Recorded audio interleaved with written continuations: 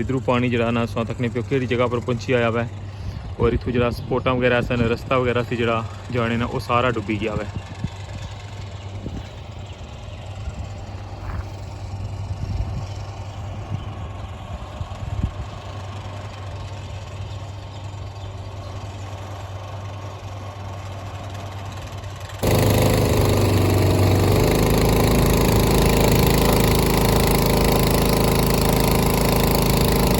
दूसरा व्यू तकने पे इस्लामगढ़ साइड ना आखिरी पिलर ने जी कटिंग है जिसका कि मैं संगी मीरपुर वाली साइड पर दसिया सी कि वो जारी है कटिंग और फिलहाल जरा वै इस पूरे महीने च कटिंग ना जरा प्रोसेस है मुकम्मल हो सी और इस साइड पर जरा नाला ना वो फिल हो गया वै और पानी बिल्कुल उन प्लेन जगह दाखिल हो गया वै। तकने पे असां पहले इतों बहुत ज़्यादा गहराई होनी सी और असां बहुत ज़्यादा डाउन जाई क्या उतों फिर बोटा च बहने सा लेकिन हूँ इस साइड उसा तकने पे व्यू के पानी जरा ना बिल्कुल प्लेन जगह च दाखिल हो गया वै और इसो बिल्कुल संगी लैवल नज़र आई रहा है पानी ना।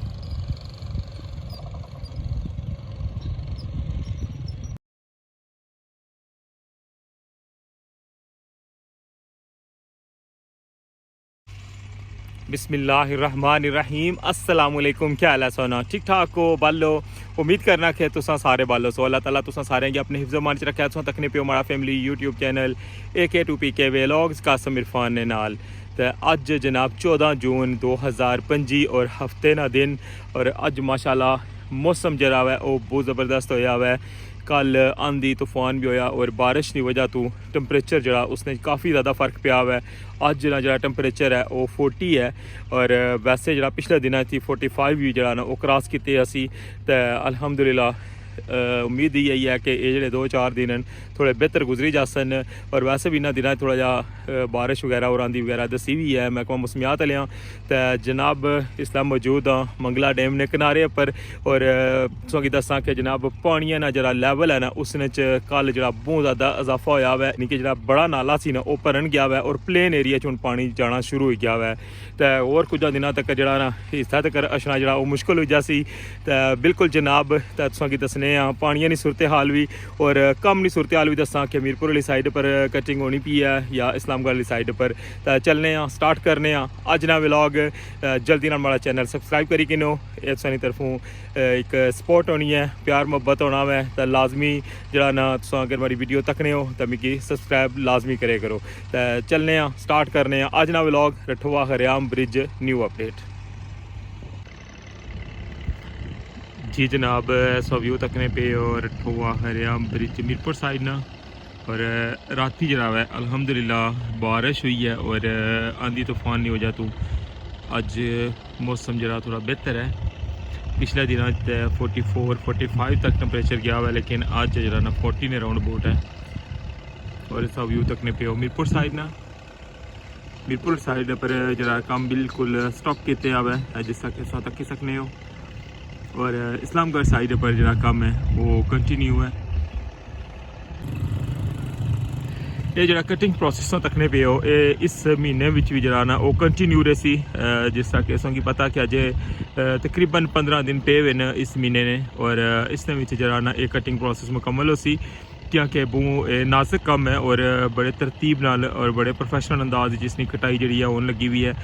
इस वजह तो इसकी टाइम जरा ना काफ़ी ज़्यादा लग सी और नेक्स्ट मंथ तो जरा ना फिर इसने जरा सेकंड पिलर है और लास्ट पिलर इसने ऊपर जरा ना काम स्टार्ट हो सी। अच्छा हूँ जुलने इस्लामगढ़ साइड पर अज जरा मैं बाइक भी लेकर जासा इस्लामगढ़ साइड और इतों बोट च रखसा और फिर जासा पारली साइड पर और पानिया की सूरत हाल जरा ना वो संगी मैं खोलू जाइका दसना वा कि अज रात जरा ना पानी काफ़ी ज़्यादा जरा ना वो ऊपर आया हुआ है। पिछले कुछ दिनों तो पानी जरा वो ढलना सी पाया लेकिन अज पानी जरा ना अल्हम्दुलिल्लाह काफ़ी ऊपर आई गया हुआ है तकने पे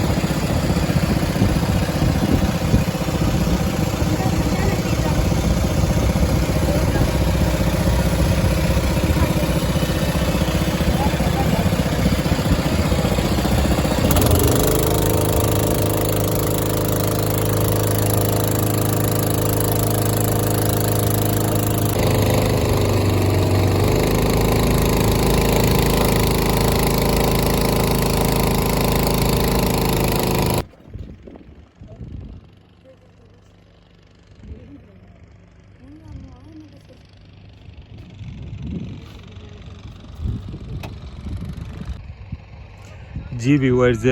तो तकने पे इस्लामगढ़ साइड और इस साइड पर जरा नाला ना वो फिल हो गया हुआ है और पानी बिल्कुल उन प्लेन जगह विच दाखिल हो गया हुआ है तकने पे असां पहले इतों बहुत ज़्यादा गहराई होनी सी और असां बहुत ज़्यादा डाउन जाई क्या उतों फिर बोटा च बहने सा लेकिन हूँ इस साइड उसा तकने पे व्यू के पानी जरा ना बिल्कुल प्लेन जगह च दाखिल हो गया हुआ है और इसो बिल्कुल संगी लेवल नज़र आई रहा है पानी ना।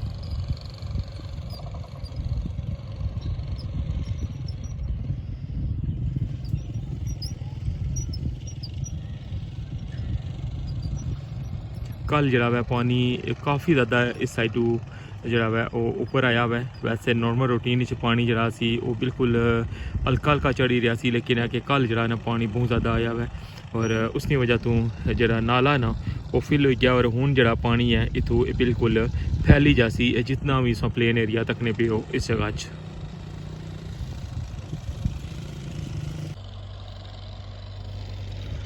इस व्यू तकने पे हो मंगला डैम ना और गुज़श्ता रात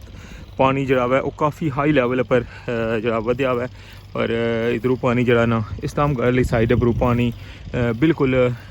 टॉप पर आई गया हुआ है और जितना भी प्लेन एरिया है ना इसने विच पानी हूँ फैलना शुरू हो गया हुआ है।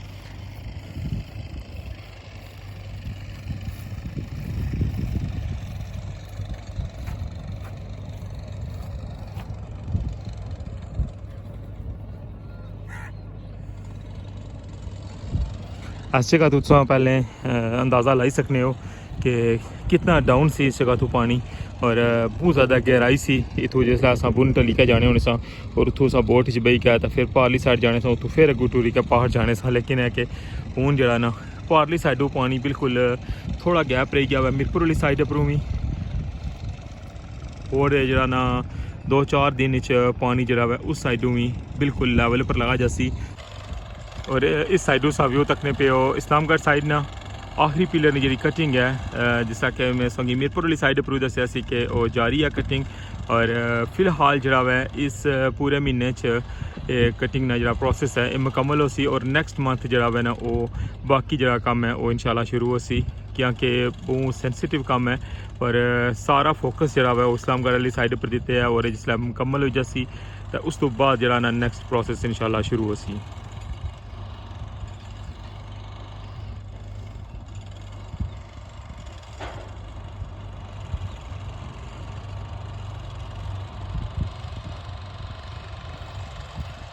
और जितने भी हाइट्स इतना बनाए सन पानी रोकने वास्ते ये कट करी के ये सारे जड़े ये फिल होने पे और इधरों पानी जरा ना सौ तकने पे कि जगह पर पहुंची आया हुआ है और इतों जरा स्पोर्टा वगैरह सन रस्ता वगैरह से जरा जाने ना वो सारा डुबी गया हुआ है।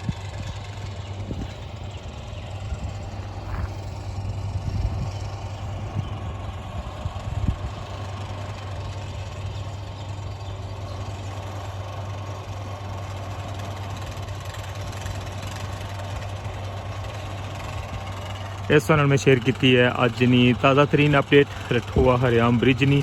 और पानी की सूरत हाल जी तुसें दसी है कि पानी जरा ना बहुत तेज़ी नाल गुज़श्ता रात की वधिया है और जड़ियाँ साइडों पर प्लेन जमीन ना उन्होंने पानी अछना शुरू हो गया हुआ है इस्लामगढ़ वाली साइड परों और मीरपुर वाली साइड परों इस तकने पे कि गैप हम बिल्कुल नॉर्मल जी रह गया फिर इस साइड इस जगह पर आना जरा ना वो मुश्किल हो जासी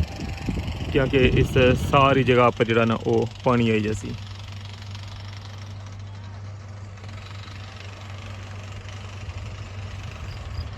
फिलहाल इस एरिए च रौनक लगी हुई है जोड़े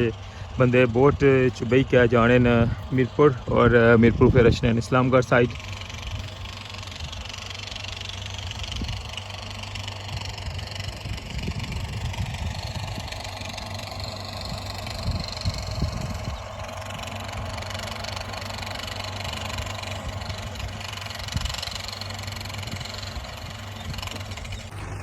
जी जनाब ऐसी अज नी अपडेट रठोआ हरियाम ब्रिज नी तो कल इंशाल्लाह नैक्सट व्लॉग तुसां नाल दोबारा मुलाकात हो सी तो अपना ख्याल रखियो दुआवां चाद रखियो अल्लाह सोने वाला है।